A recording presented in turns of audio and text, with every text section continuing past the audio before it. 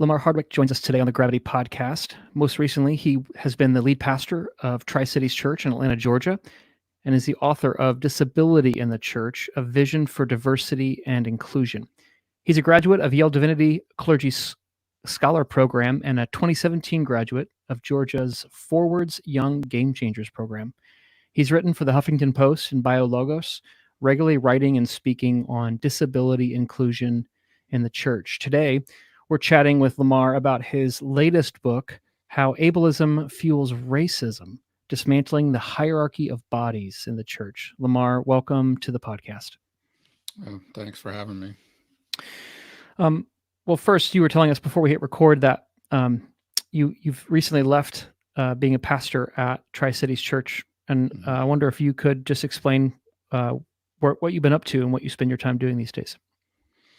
Yeah, that's a fairly recent move as of the end of last year, and primarily due to the fact a lot of people know I'm in the midst of a heated battle with stage 4 cancer.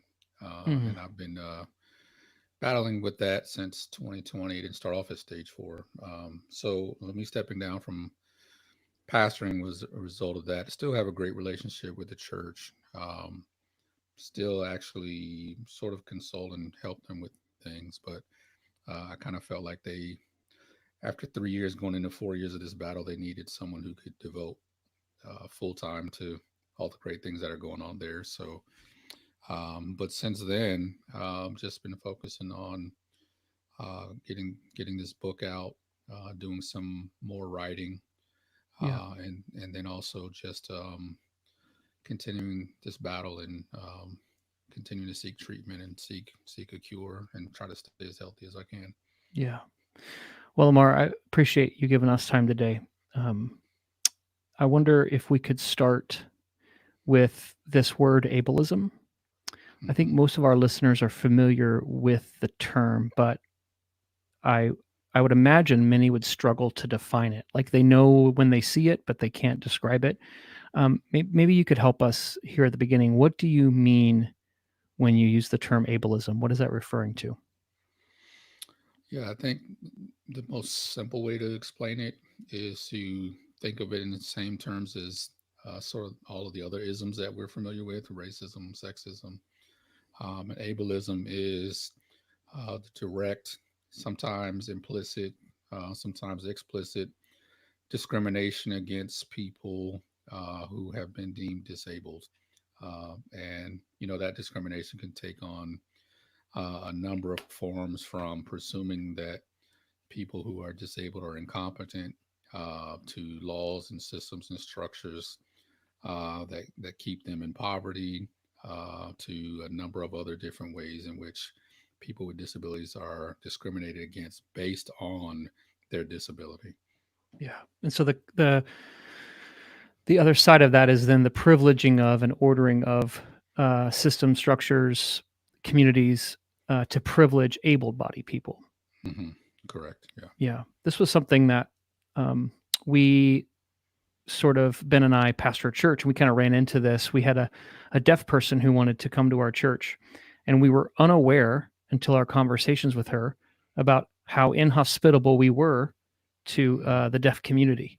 And that was sort of one of those things that, unless we had her perspective, I'm not sure we would have been able to perceive that.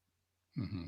So a lot of ableism then runs unconsciously as normal and ordinary versus I think, Lamar, sometimes people have the idea that ableism means that you hate disabled people. And yeah, how would you respond to that? yeah, I would agree. I think it's sort of similar to the racism conversation, right? It's not necessarily this direct vitriol against people of color or people who are disabled. It's a subtle way in which we've been socialized to ignore the uniqueness of those who are disabled, to ignore their needs and their experience. I often say that as someone who is disabled, we live in a world that's not built for us. And so ableism is just almost a default. It's not something that you or I intentionally go out and say, I'm going to wake up today and find somebody who's disabled and discriminate against them. Yeah, we It's don't based convert to it. right. Yeah, we're kind of swimming inside of a story Yeah. of ableism that we're often unaware of. Yeah. And so that's probably the best way to describe how we most often see it, is that we're totally unaware. We're swimming inside of a story that privileges able-bodiedness, and sometimes we don't readily acknowledge or even understand how privileged we can be because of that. Hmm. Yeah, in the book you describe uh, part of your disability is being autistic. Hmm. Can you share a bit of your story about how you first came to realize this and how that impacts you, how that shapes your life and Hmm. ministry? Yeah, so I share with people that um, probably around 7 or 8 years old, I started to really realize there were significant differences between me and other kids my age. Like, I didn't understand a lot of things. I didn't. I pretended to understand things. I did well academically, but socially, I was a total wreck. I had no idea what people wanted, why they said the things that they said. And so, if you know anything about autism, a lot of it is social communication challenges. We've all heard the saying that 90% of all communication is nonverbal. I don't know if it's quite that high of a percentage, but we kind of get the point, right? Most people are saying things that they're not actually saying. And what I tell people, I don't have that translator in my head, right? So most children around 18 to 24 months start to develop what I call this translator that translates body language, voice intonation, facial expressions, the timing of conversations into language that they can understand.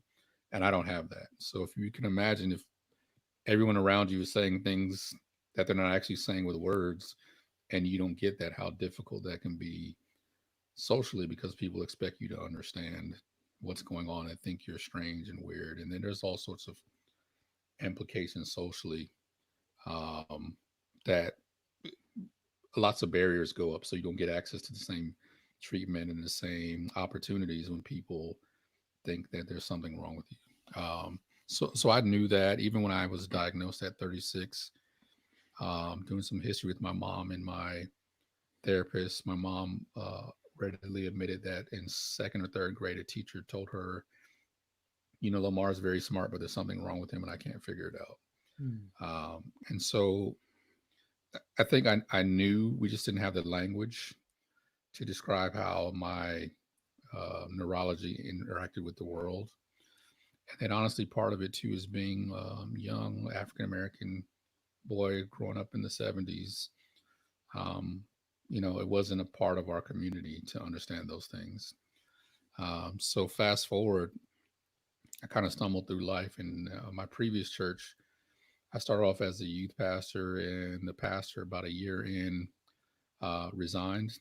And so I was being considered to be the next lead pastor. The elders of the church loved the way that I preached, but I had a lot of challenges with Mm. social interaction, primarily because most of my ministry was with youth and young adults. And I like to joke that, all teenagers are socially awkward. So I fit right in with them. And actually, that's what made my ministry grow, is that all the weird and socially awkward kids in the city came to Hmm. to our youth group because they Mm. felt at home.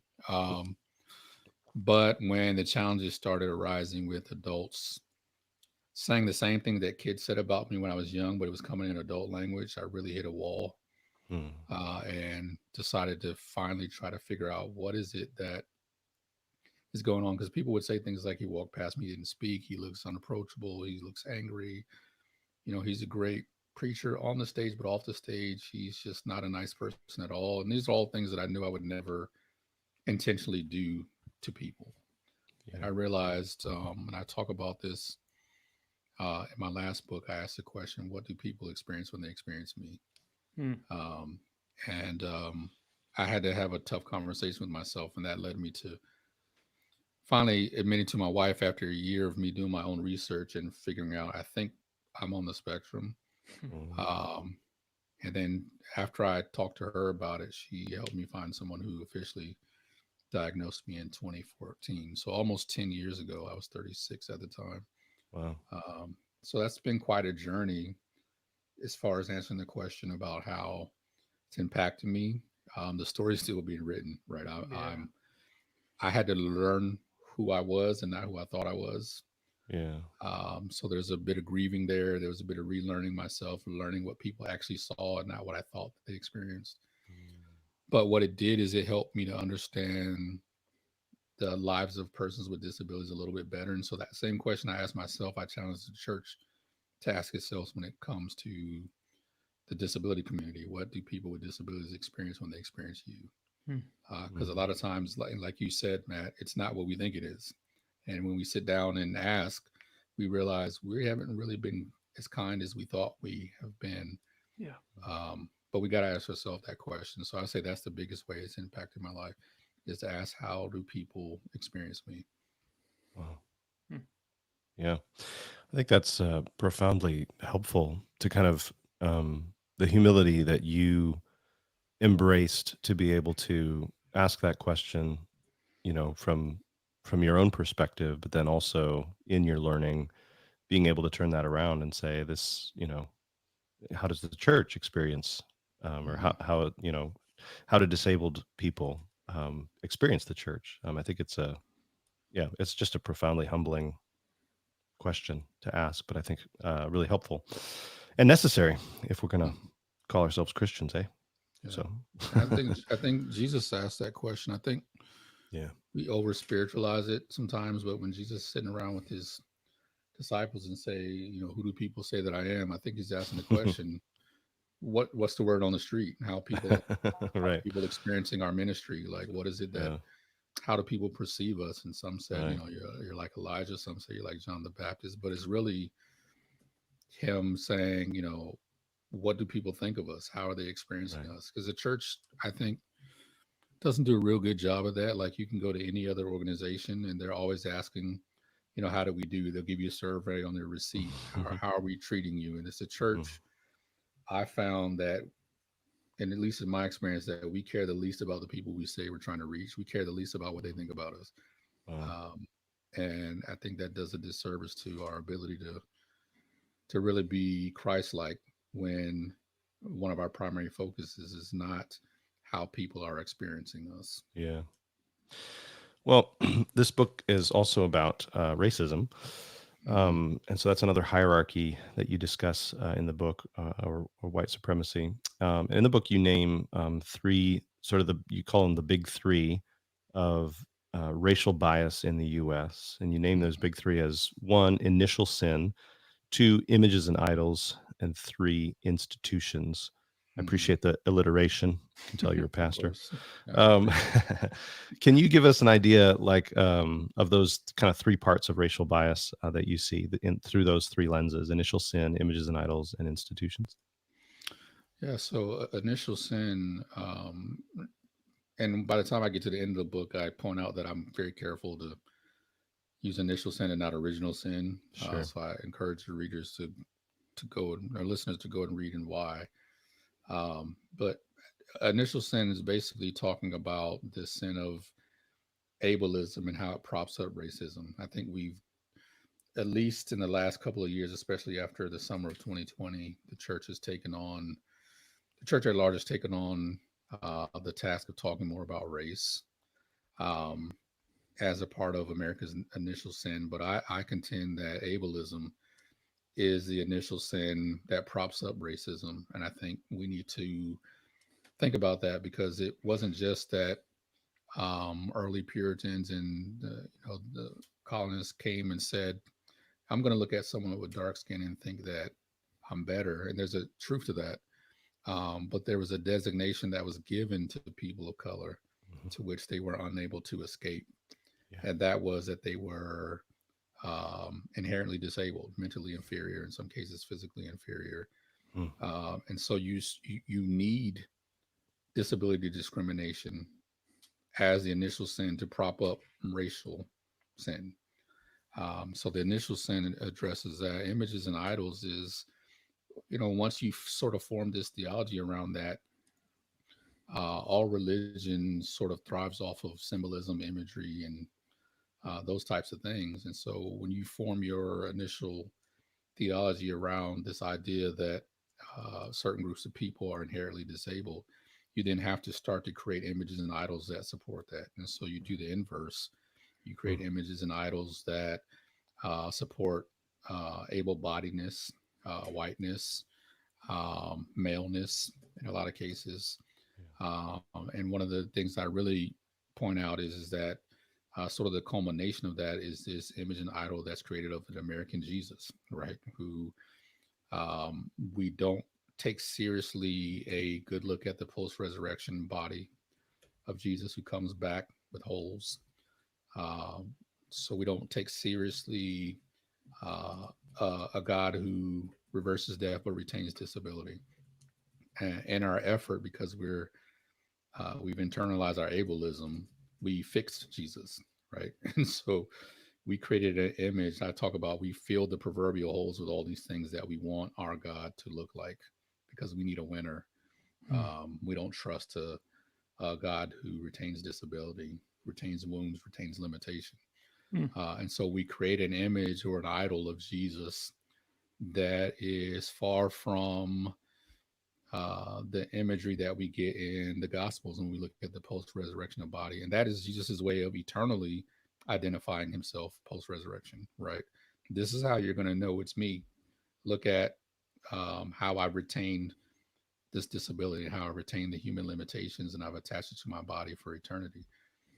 So that's the primary image and idol. And then, when you have images and idols for religious systems, you create institutions. And so I talk about how, using the story of Micah in the book of Judges, how after he gives the money back to his mom and she uses it to create images and idols, and he sets up his son as a priest, and he basically sets up a religious institution around sameness, right? And so there's this idea that when he allows his son or someone who shares his image to be set up as the facilitator of religious activity, the parallels that's the same way that the American Christianity has done, right? So we take white males and we set them up as uh, the purveyors and the gatekeepers for religious orthodoxy, for all sorts of things that we see today. And we build institutions around that. And so we end up with the church that looks to these false images and idols, but creates institutions around how we serve those images and idols and what's best for those images and idols, to the detriment of those who are disabled and for those who are people of color. Mm. Yeah.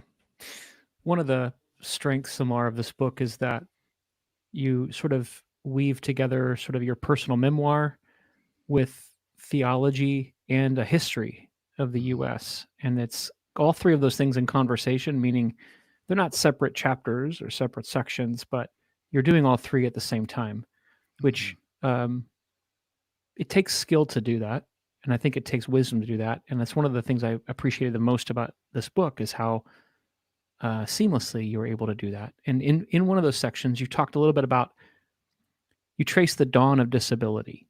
Mhm. You use that phrase, which I think is a provocative phrase. It means we have to then excavate when did disability come to exist and why. And I know you can't get into all of it, but I found it fascinating, and I wonder if you could offer one or two pieces about this history that you found most compelling.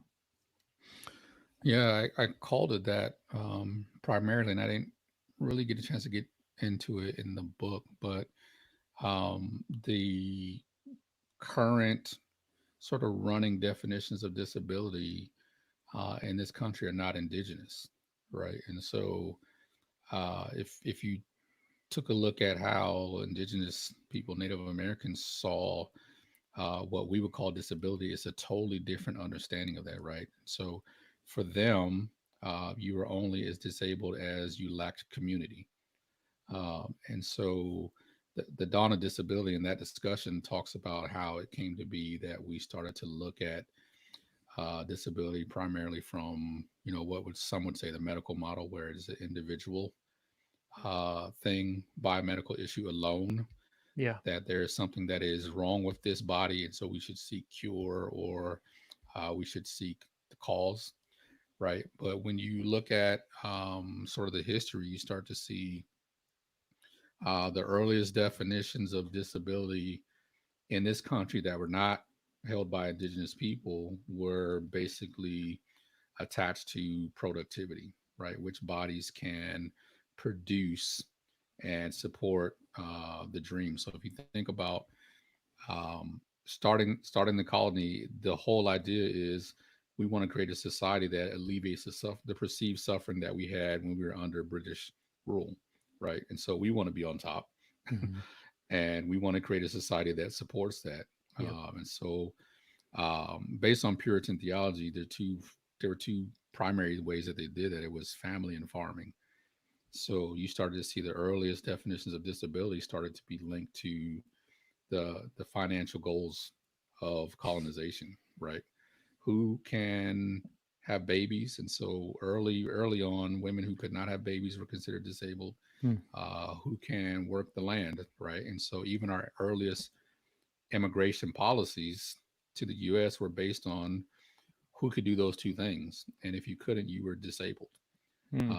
And then you start to see it develop into like the Massachusetts state liberties, where they started to think about, okay, if we have people who are serving in the military, or serving their country, and they become limited somehow physically, we got to figure out a way to sort of define that and support that. And so it wasn't all necessarily bad, but you started to see that it was so closely intertwined with capitalism and meeting the financial goals, and creating a system that alleviated the suffering of those who were migrating to the West, Mm-hmm. that disability then became sort of the subplot of how do we make sure that we ourselves don't end up on the bottom of this caste system.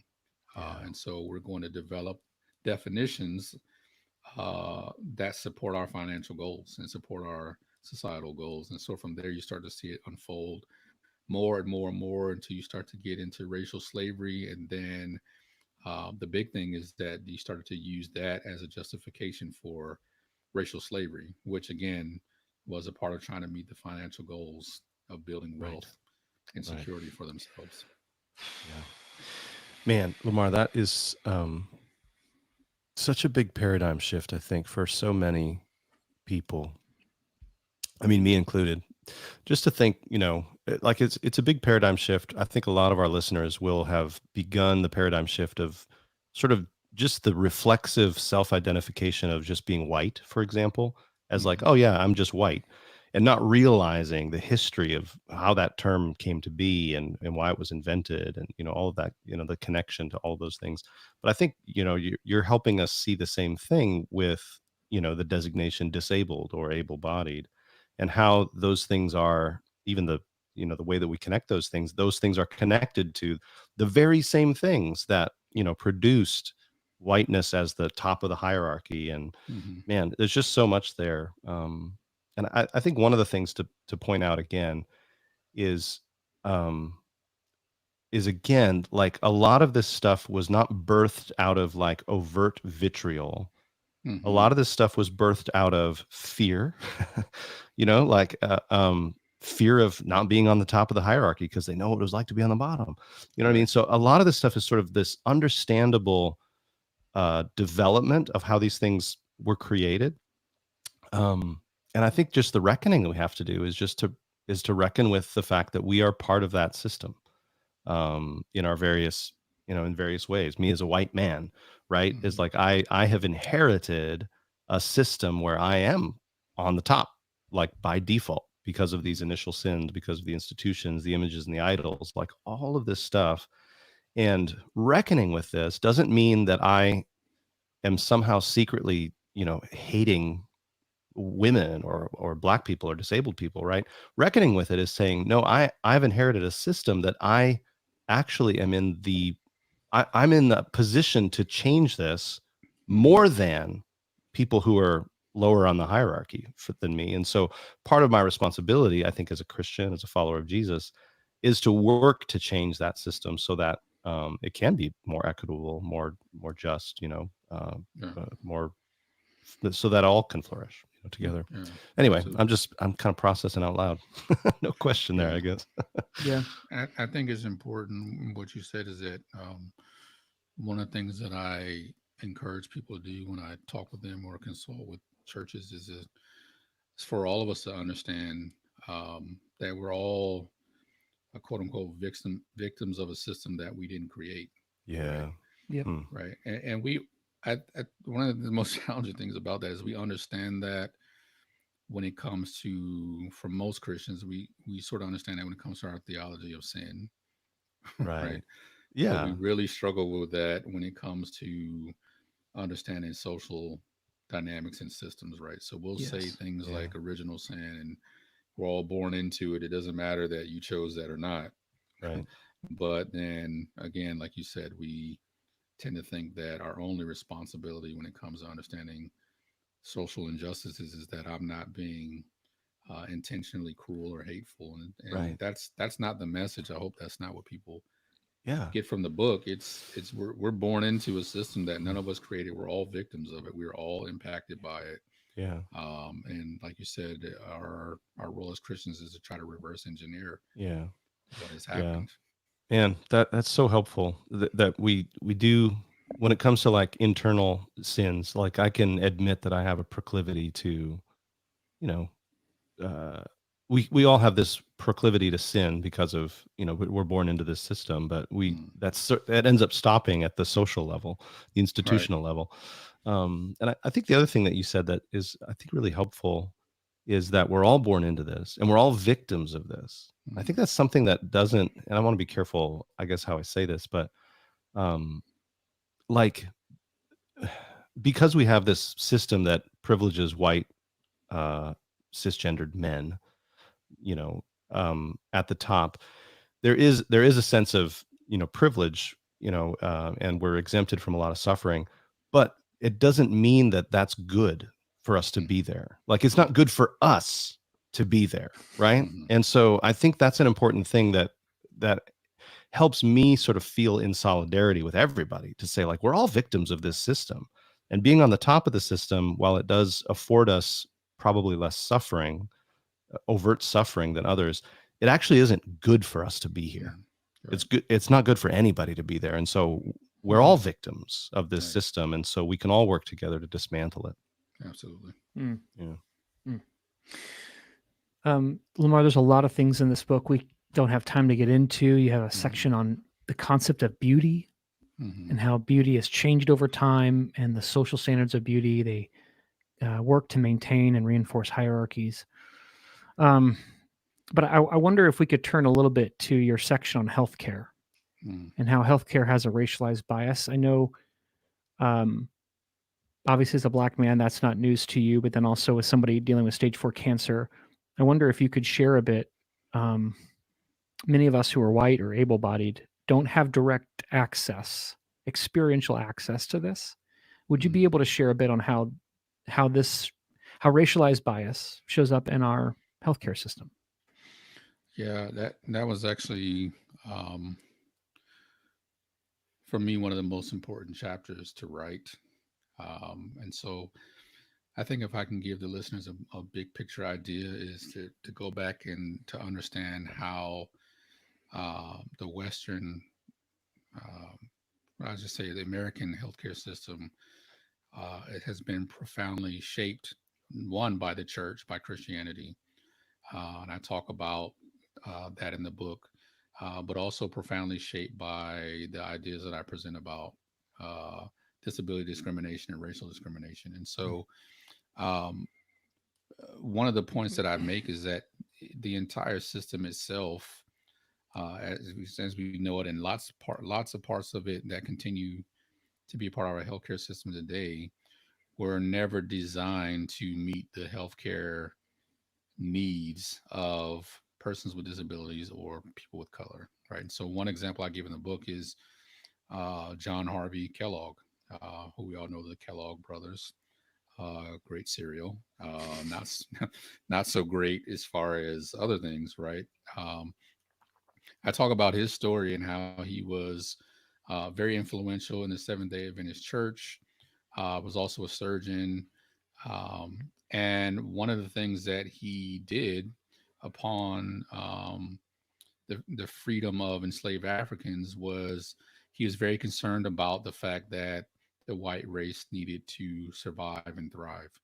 And so, one of the things that he did after stepping down from his position at the church, because the church felt like his medical practice was taking up too much time, is he began to create health standards that were designed to preserve the lives of white women as the legacy. So his idea was we need the white, uh, we need white women and we need white society to outlive now that these enslaved Africans are free, because his idea, of course, was that they were inherently disabled and mentally disabled, and they inherently carried certain diseases. So his way of securing the legacy of whiteness was to create health systems. This is what we want our white women to look like. This is sort of the health standard that ensures the legacy that we will outlast. And I won't use the terms that he used. We will outlast these enslaved Africans that are now free. What most people don't know is that those standards of health are still pretty much the standards of health that we use in the American system. And they were never designed to look at the uniqueness of different cultures, ethnicities, disability, right? And so we think about things like BMI, we think about things that we still use to this day and don't realize that those standards were designed to ensure white supremacy. Um, and so that's one way. Another way that I addressed it is that the influence of the church, because up until I say the mid 1800s, maybe the early 1900s, clergy were in charge of healthcare. And in fact, the South was trying to distance itself from the healthcare system of the North by saying that we have superior healthcare because we're able to care for these Black bodies that are inherently disabled. Um, but what ends up happening is you start to see the moralization of medical issues, right? You start to see where, because the church is in charge of that, we start to assign, they started to assign moral judgment on people who did not fit this sort of standard category of what it meant to be healthy, which was never designed for Black or disabled bodies, right? And so one of the ways that you see that currently is I talk about things like the maternal mortality rate for Black women. In a highly developed country, Black women are still dying at a disproportionate rate when they're having children. COVID is another thing. Black people and brown people died at a disproportionate rate. The way we see the moralization of that, which started with the church back in the 1800s, is we tend to couch it in language like pre-existing conditions, or we have an entire community that doesn't take care of themselves, and so the reason why they're disproportionately dying of COVID is because they're just inherently an unhealthy people. Well, that came from the church in the 1800s, who was deciding to attach moral judgments to people who didn't fit the standard of what it meant to be healthy, even though those standards were never designed to address the needs of those particular people, right? And so it becomes very easy to say, well, Black women are dying from childbirth because they're uneducated, they have pre-existing conditions, they live in poverty, and so those are all moral judgments, right? And the CDC, and I can't remember the other hospital that did a study, actually did a very lengthy study and found that the reason why you have certain communities that tend to populate certain sorts of diagnosis is not because of their race, it's actually because of racism. And so you're going to have disproportionate amounts of Black people or disabled people who populate certain health conditions like high blood pressure or other issues, not because they're inherently defective because of their race, but because racism has created a system that was never designed to look at them as a distinct and unique people group created in the image of God. And another way you see that, I talk about in the book, where sort of art imitating life is, there was still, and I don't know if it's still in the books. I talk about an episode of Grey's Anatomy where there was an episode where a woman, I believe it was a woman or a man, who could not get put on a kidney transplant list because of an erroneous calculation that was made that decided that Black bodies functioned differently, had a different muscle mass, and sort of this complicated calculation that Black bodies were different, which made it look like their kidneys function at a higher level. And so for centuries, we have had Black bodies who have not had access to kidney transplants because of an erroneous thought about Black bodies. And that episode was just a few years ago. And I did research. That formula or that calculation at the time that I wrote the book was still in existence. And it was disproportionately allowing for people of color not to be placed on transplant lists because of these erroneous ideas about how Black and disabled bodies work. And so you can imagine how many people died because this calculation somehow has said, they don't need this treatment. And it goes, we've all heard this, right? Like in medical journals, they would talk about how Black people don't respond to pain the same way that white bodies do. Yep.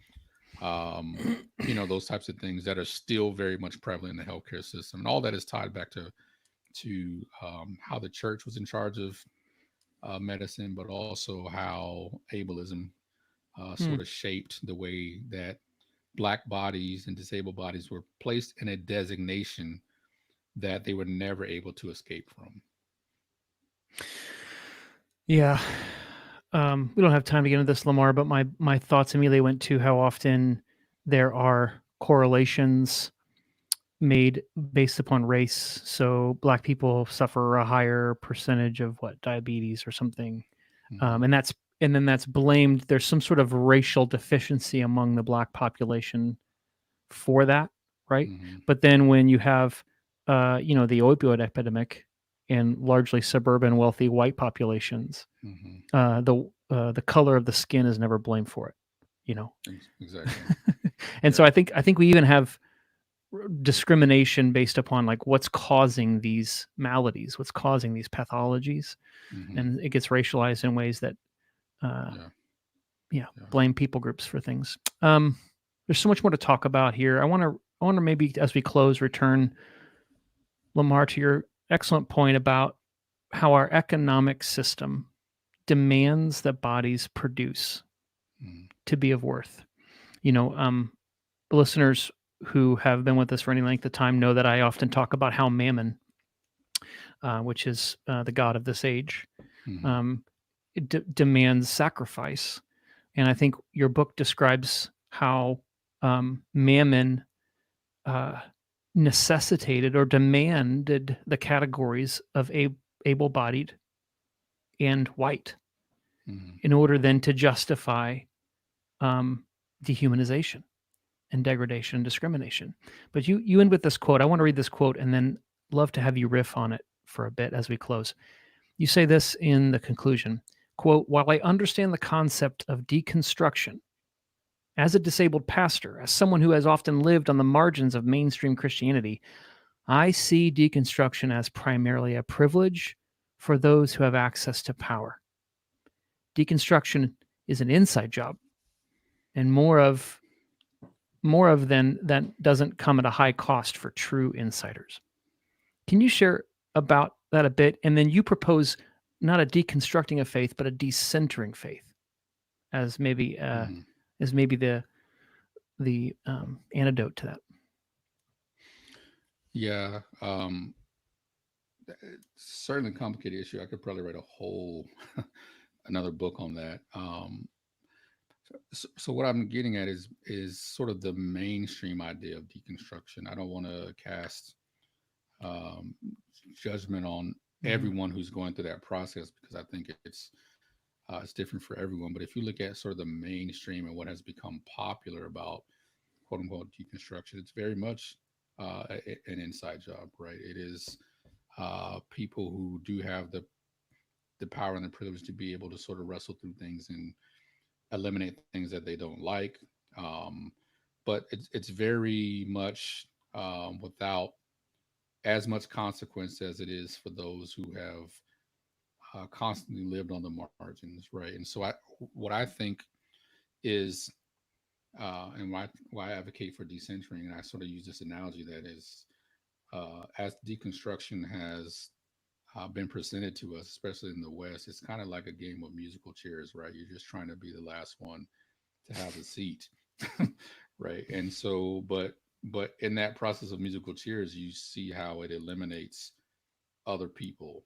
And so, for me, the way that deconstruction has worked over the last couple of years, it eliminates other perspectives, Hmm. right? So in the end, I'm still trying to grasp at some sort of power and control, and I do that by eliminating seats. I do that by eliminating perspectives. I do that by eliminating people's experiences, right? Until I find the seat that I can sit in that sort of lets me hold Christianity in a way that still gives me the sort of power that I'm looking for, right? For me, decentering is about adding seats, right? Adding more perspectives, adding more experiences. And a best way I can explain that is I think the greatest theological and spiritual movements in the West came from groups that were marginalized who pushed the church forward. It didn't come from the inside, right? So let's just look, for example, civil rights movement. Um, you know, the predominantly why I tell people the black church exists not because of black people, it was just because of white people, Yeah. right? It's the Yeah. game of musical chairs. We pushed people out. Yeah. Um, and so there would be no um, sort of pushback on some of the what I'll be bold to say heretical interpretations of the Bible that the white church and a lot of people use to sort of justify racial slavery, right? And try to use scripture and try. There would be no pushback for that from the inside. It was the historically black church, those who were on the margins, those who were pushed out there because of this game of musical chairs, who I felt like led the greatest deconstruction movement in this country. Hmm. And it didn't come from the inside because there's no risk for the people to sort of wrestle with that from the inside, Hmm. right? And so I think part of the way forward is to also very critically look at what are some of the other movements and experiences and communities that are wrestling with some of these issues who are on the outside and look to them for some wisdom and how we decenter ourselves. So we're not deconstructing in the sense that we're trying to eliminate a bunch of things until we find the seat that gives us the most power to hold. We're trying to bring as many seats into the circle as we can. And it's going to get uncomfortable. You're going to hear things that maybe don't match. A lot of the research that I had to do for writing this book, I had to start looking at other communities that are wrestling with images or issues of body image. Yes. And I don't quite understand all of it, but I'm willing to learn from those communities. Where there's the LGBT community, like there's a lot of research out there on fat phobia, on other things that again are not my particular space. It's not the seat that I sit in, but there's all sorts of communities that are wrestling with issues that I feel like are related to some of the central ideas that I'm trying to help communicate when it comes to bodies, right? Hmm. Yeah. And so decentering is saying, how do I invite all these voices in, as uncomfortable as it may be, as challenging as it may be? I don't know that I agree with everything, but it's making me a better person. It's making me a better Christian because I'm not trying to deconstruct to the point where there's only one chair left and I'm the one who gets to sit in. I'm trying to decenter, right? And I even advocate in the book for even us as humanity decentering ourselves as thinking that we're the sole reflection of God's creative genius, right? God created a lot of things. We're not it. In Yeah. fact, we were created last. So if you look at even the scope of nature, you look at what God created in animals. I talk about how He created birds with wings that don't fly, and none of the other birds are making fun of chickens and penguins because they can't, right? And calling them disabled Yeah. because their design doesn't fit their what they Mhm. feel like is a designation. So I even advocate for us. Look, let's decenter ourselves as thinking we're the sole reflection of God's creative genius. There's so much out Mm. here that God is doing that if we invite more cheers into the circle, we can decenter ourselves and learn more rather than trying to deconstruct and do it from the inside until we can find the seat that fits us and gives us the ability to hold Yes. power. Um, so yeah, it's like I said, I could write more about that, but I think is looking to those communities, right? We would not be where we are as far as a nation who is seeking to treat people of all different ethnicities and colors equally had it not been for a marginalized group of people saying, we don't buy your interpretation of scripture. Mhm. We Yeah. don't think that we're Mhm. less than, right? We're Mhm. not obligated to accept your interpretation of scripture and how you're interpreting it in a way that causes you to to look down upon a certain group of people. Like we're not buying it. And Yeah. so I think that's part of a decentering faith is saying let's accept some of those challenges that people are giving us and Yes. see how it can make us better as a church. Hmm. Amen. Yes. Deconstruction without decentering just gets co opted by the hierarchy of bodies. Mm-hmm. Mhm. Yeah. The book again, How Ableism Fuels Racism, Dismantling the Hierarchy of Bodies in the Church. Lamar, thanks so much for joining us today. Thanks for having me.